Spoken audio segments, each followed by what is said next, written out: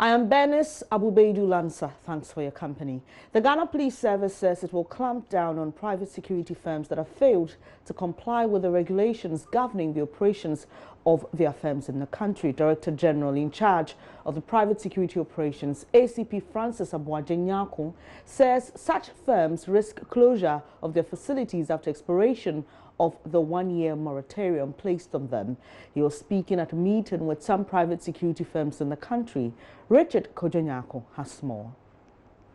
The Ghana Police Service wants security personnel engaged by private security companies in the country to be in uniforms prescribed by the service in conjunction with the private security firms for easier identification and to help fight crime in the country. The Ghana Police Service believes the complementary role of the private security in the country should be regulated to help in the fighting of crime. ACP Francis Abuajenyako is Director General, Private Security Operations. A uniform that was discussed with the police administration and the private security organization, and they came out with 3 sets of uniforms that is in tandem with the law, that they should wear a prescribed uniform. So this is what we are all canvassing for, that the private security organization should wear, so that they will be able to insulate them from the security, the national security organization, like the police, the military, the prisons, the SEPs, and the immigration. In furtherance of this, the Director General of Private Security Operations says from next year, the GPS will not countenance any private company that does not conform to the laid down regulations put on the table to avert misrepresentations and imposters, duping people and colluding with criminals to perpetrate crimes in the country. They complement the efforts of the police. They offer information to us, and even they could serve as a fence-lined information gathering an institution. By that, we'll be able to address most of our issues involving criminality. Why I'm saying this is that because they live with the people, okay? And they guide the filling stations, the banks, and so any suspicious movement, if we engage them and then train them, certify them, have them in our database, any suspicious movement, they will be able to offer to us. The Ghana Police Private Security Operations Directorate is convinced security operations in the country will not be the same again after the exercise.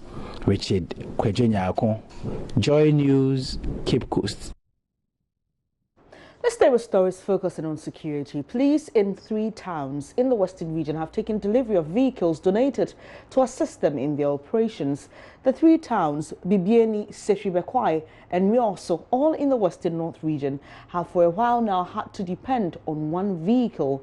Former Chief Executive of the Bulk Oil Storage and Transportation, BOST, Alfred Obingboateng, who donated the pickups valued at over 500,000 cedis, says it was in response to appeals from the police. Kwesi Deborah has more. At a Durba at Sefribekwai, he observed government basically is responsible for development of the country. Mr. Obingboateng, however, noted delayed delivery of projects and services caused by inadequate resources can be fatal. It all began when the police commanders made a passionate appeal to me some time ago, requesting for vehicles to enhance the delivery of their services to our communities. Being security conscious with my appreciation of the high risk that the people in our communities will be exposed to when the police becomes incapacitated in discharging their core duties, led to my quick response to the aforesaid request. There is no doubt that without adequate police protection, the criminals, particularly the armed robbers, will not only take our cash and movable properties, but also our lives. Therefore, this gesture is for the safety and security of the inhabitants of Bibiani, Amiaso-Bekwai, and Sefrioso municipalities. The 3 areas fall within the proposed Western North region endorsed by referendum last week. Mr. Obingboateng, who played a key role in the process, entreats natives home and abroad to contribute to developing the area. However, let us remind ourselves that there is blessings in giving than in receiving. Notwithstanding the above benefits that we gain for supporting our own communities or society, the big question which I usually ask is that if you and I do not help, who else should do it for us when the need arises? Midday Divisional Commander Chief Superintendent John Osebonsu is happy the community is embracing the concept of shared responsibility for crime combat. Sefiyoso Divisional Commander Chief Superintendent Francis Eno added police need the consistent support of stakeholders to execute their mandate. Chiefs from the various paramouncies implored the service to ensure proper maintenance of the vehicles for which they pledged fuel. Meanwhile, Mr. Obeng Boateng announced the acquisition of an old underground mine at Ayiresu and Abofrem for reactivation. He said the official takeover before the end of January will see creation of jobs for the teeming youth in the communities. Reporting for Joy News, Kwesi Debra. Now, residents of Triponi in the northern region are calling for increased security, claiming an escalation of clashes in the town. At least 3 persons are believed to have been killed in the area. The latest is the burning of several houses by one of the factions. We spoke to some of the residents. When the thing started, we were still thinking that maybe the way initially it started, it will end like that. But upon order, we're calling for support from securities. Up to date, only few securities are in the district, and those securities are here. They are not. They cannot prevent it. Just imagine. Yesterday, they were able to bring it down, but this morning, before we wake up, the Concomitants have attacked and banned another community for the Chokosi community. And as it is, under the words of the securities who are here, they are just few. They cannot. The thing has escalated. They are just few. We need heavy security. But the place is quiet as if there's no security, just with the few security we have. And they are killing, they are burning. Children are running, mothers and old men. We are just in confusion stage. Place, houses and food stuff have been burned, animals have been destroyed. And currently, as I'm telling you, there's fire underground. For information we are gathering, that they will never stop. They will resist till they achieve their aim. Their aim is to come and burn the whole Kwenshe Police District. Whether he has heard of it or not. The defense minister is trying to be tribalistic here because he's aware of this incident and he's not doing anything. He's doing little about it. So, in fact, I will even call on the president to dismiss him. He doesn't qualify for that position. You heard there's some residents of Triponi. We've been joined by MP for the area, Samuel Abanyite. And thank you very much for your time this afternoon, sir. Yeah, thank you very much. And thank you for having me. Great to have you. Now, according to residents, the situation definitely is not getting any better. It's not good. They are very worried. What are you doing about the situation there? Yes, I share the sentiments and the feeling of the earlier speakers. In such a distressed situation, of course, you can expect people to express their misforgiving about the situation, and I share same sentiments with them. This thing has started about 4 days today. We've been doing everything possible. What we thought, like earlier, one of them earlier, we thought probably with a day or two, the issue would have been resolved so that the opinion leaders will come into the matter and to the full to calm down net. When it started, Cherokee police station has only 4 or 5 officers. So it all started over just an assault case between the 2 tribes. I mean, that was the last straw that broke the incident. Remember that it was in June, where we had some deaths and over some 40-something houses burnt. And it's just needed the same who are resenting this again. So there was this assault case. They came to Chereponi around 6 in the evening. The police resolved it. They all agreed everything was over. Police took to the village in Matuli. Around 2 a.m., I got the information that they had resolved the matter and the police had returned. Only at 5:30 a.m., then we heard sporadic gunshots. between the two tribes. So the police we had to call enforcement. 12 soldiers from here who were kept there to keep the funeral, to keep peace at the point of the funeral of the Yana. So 12 in the afternoon, they tried to get into they tried their best, but it was not enough. And even they claimed they didn't have the command to pass the night. We had to put calls, distress calls upon distress calls to get the GS in town, regional minister, for them to kind of give them the authorization to stay overnight in Cherepone. So we petitioned the defense minister. We called on the GSOO, and tomorrow, yesterday in the afternoon, around 2:10, we got another enforcement from Accra. All right, Mr. Abayinte. Yes. Yeah, they arrived with a helicopter yesterday, dropped the troops, and those who were holding the force, the 12 soldiers, again, and left those that were there. And you know, it is a very quite complex situation. You probably and have a full appreciation of what is happening. You see, the thing, Cherepone is a community settled by Kunkumbes. The majority of the Chikosis are rather in the main town, which is Cherepone. And you have a lot of Kunkumbes that surround the entire district. So it is happening at the eastern, towards the last tail of the eastern sector of the community. So you can't just put all the military at one point, because other sorts of suspicion, rumor, and all these kind of acrimony. So the military accepted them well, and we had to go around with the other military to go around all the to tell them that, look, the situation is under control, and they should stay put. Everybody should remain in unity. So throughout the night, we had this patrol with the military.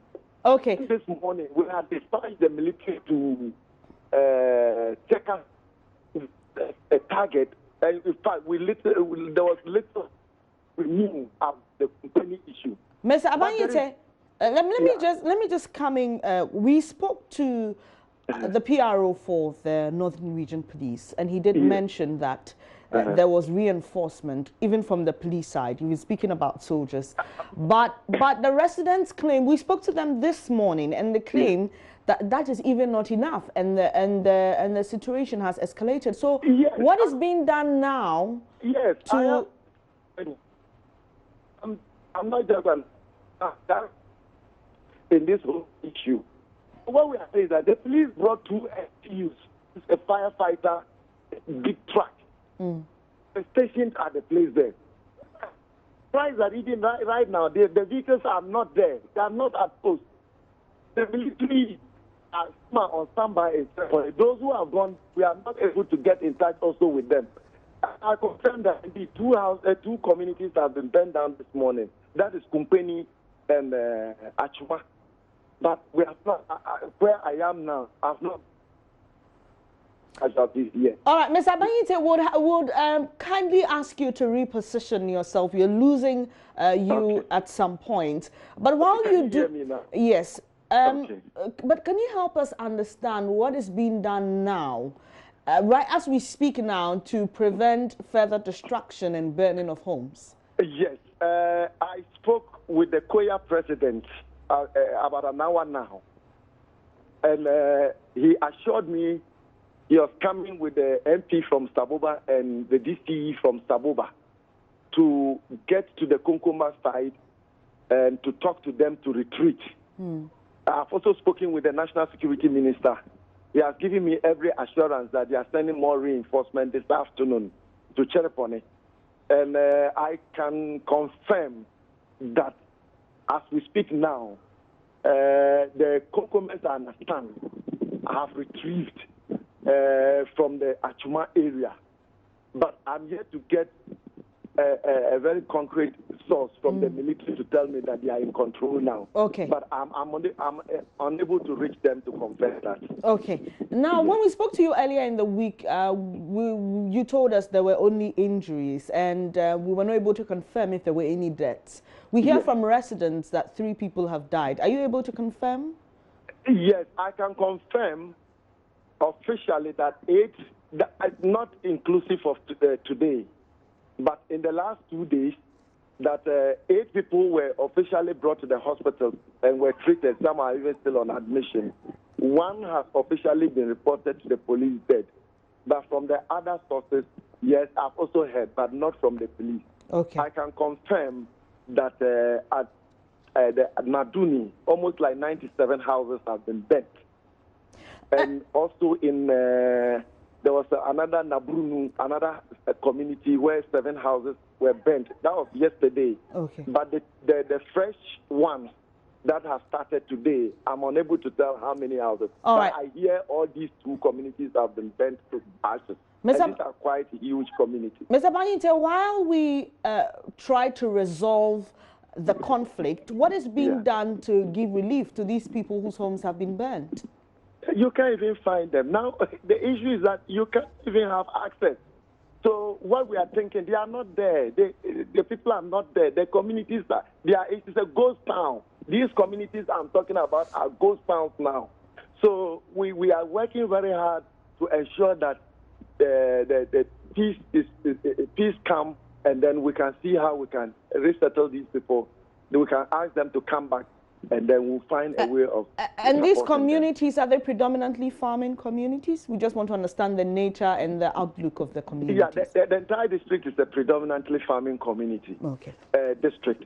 So these communities, that is Maduni, Kumpeni, Achuma, Nabruku, all these are very big farming communities that they do a lot of soybean, rice, maize, and stuff like that. Yeah. Thank you very much for your time this afternoon. Samuel Abanyite is MP for Tripoli, where we are now learning that about 3 people have lost their lives as a result of conflict between Konkumbas and Chokosis. We'll bring you more on this when we're able to gather information. You're watching Joy News Today with me, Benis Abubedulansa. Still to come, Office of the Chief Imam, and happy with Reverend Owusu Bempa's open prophetic declaration about the death of the Islamic cleric.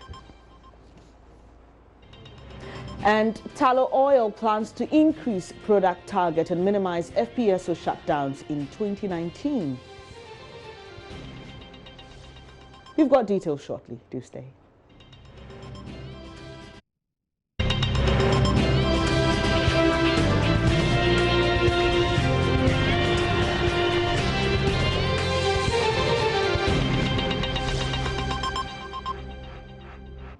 Thanks for staying here on Joy News Today. Now, personal assistant of the National Chief Imam, Alhaji Kuzaima Mohammed Osman, has faulted founder of Glorious Word Power Ministries, Reverend Owusu Bempah, for publicly prophesying the death of the Chief Imam.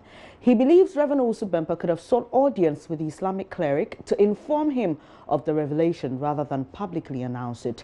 Reverend Bempah, during his church's all-night service on December 31, named the Chief Imam and other top public officials as persons likely to lose their lives in 2019. Some youth, unhappy about the prophecy about the Chief Imam on Wednesday, stormed the church premises and destroyed whatever they could lay their hands on. Speaking earlier on News Desk, Alhaji Kuzaima Mohammed Osman stated that though Muslims believe in prophecies, the manner in which Reverend Owusu Bempah goes about his is not appropriate. Sort of prophecies should be directed at the persons that are involved.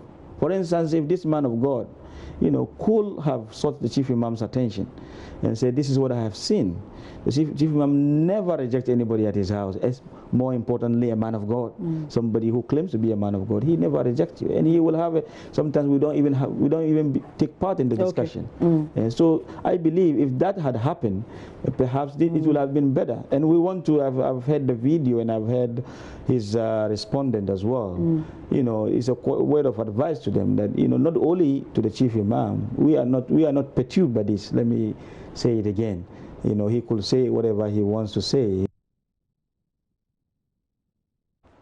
My colleague Maxwell Agbagba was at the residence of Reverend Owusu Bempa and reports soldiers and policemen who were stationed at his house last night were no longer there.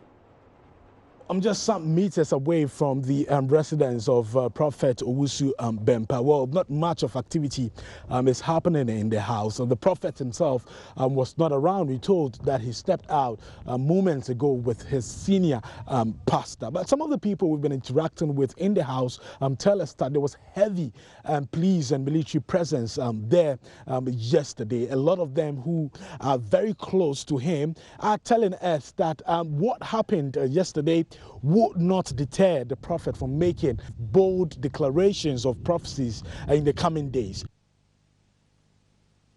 Smashed windows, destroyed billboards, ransacked rooms. That is what you find here at the premises of the Glorious Word Power Ministries. I've been speaking to the security man here who says he was slapped and assaulted by the mob. I stay and I see that people was coming. I locked this gate and this one. So I saw that the person ruled the wall, come inside, come and open before the people come inside. After that, immediately they are slapping me, everything, spoil my everything. They slapped you? Yes, they slapped me and beat me everywhere. Now all my body is paying me, my head is paying me too. So yesterday we go to police station, go and report. I go hospital, they say today I should come. By that time, they say the doctor no day, so today I should come back. So I'm wait for my pastor to send me the money and I'll go there. This thing, the papers there for inside right now. So how did you get the energy to run? We saw in the video you were running. Man, small time, the time I'm a child, I'm a sport man. I play football and I run. But one thing with the God's grace. God's grace. That's why. Not man. So you think it was God who gave you the energy and the power? It be God. It be God. To run away like you did? Yes. I'm talking, but I don't feel well. And I'm not happy in my life. Because yesterday the thing happened. If God never give me that mind and I run away, they can feel kill me. Yes. Because that red good day there for a grand there, behind the guy hole before I open the gate. Maxwell Agbagba there. Well, prior to this, Dr. Mahmoud Balmi on the 31st of December urged religious tolerance, and he made this pronouncement when he fellowshipped at the Fountain Gate Chapel International in Bolgatanga. This country, we are a blessed country. We are different peoples. We are different tribes and so on. But God has put us together here for a purpose. Let's sow peace, love, and unity amongst ourselves. We have to take care of each other. Those are the people we need to love the most. And so may God open 2019 for prosperity to all of Ghana, for peace, for unity, and prosperity.